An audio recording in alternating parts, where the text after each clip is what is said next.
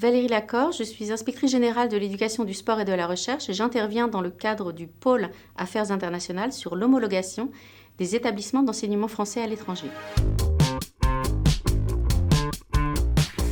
L'inspection générale intervient au nom du ministère chargé de l'éducation pour reconnaître et attester que l'enseignement dispensé dans ces établissements est conforme à la fois aux principes, au programme et à l'organisation pédagogique du système éducatif français.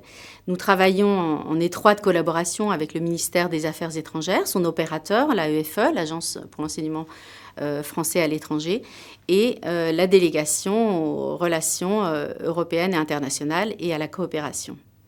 C'est un enjeu de taille, puisque l'objectif est un objectif de croissance des effectifs d'élèves et d'établissements, tel que voulu par le président de la République depuis 2018 dans le plan de développement de l'enseignement français à l'étranger. La campagne d'homologation de l'année 2023 a concerné 19 inspecteurs généraux qui ont examiné 149 dossiers. Ces dossiers émanent d'établissements gérés par l'AEFE ou par un autre opérateur, tel que la Mission laïque française. Elle peut provenir d'établissements dits conventionnés ou partenaires. Ce sont des demandes de première homologation, des demandes d'extension d'homologation, mais également des demandes s'inscrivant dans le renouvellement de l'homologation, tous les 5 ans, ou une procédure de suivi ponctuel. Les avis des inspecteurs généraux sont présentés en commission géographique préparatoire. Il y en a eu 6 en 2023, en présence des partenaires institutionnels. Et ces commissions se déroulent en amont de la commission interministérielle de l'homologation.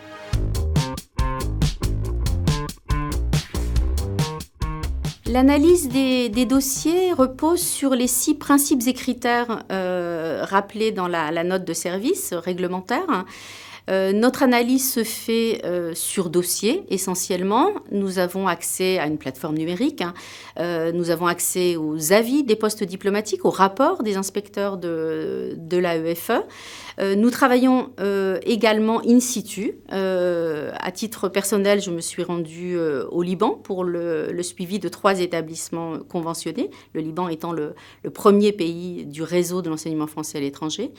C'est surtout un travail collaboratif, nous sommes souvent en binôme, et de façon collégiale, nous cherchons constamment à améliorer et à harmoniser nos pratiques.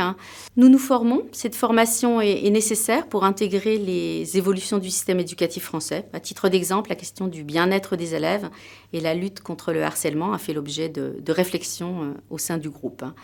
Notre but est évidemment de garantir un contrôle de conformité aussi équitable que possible.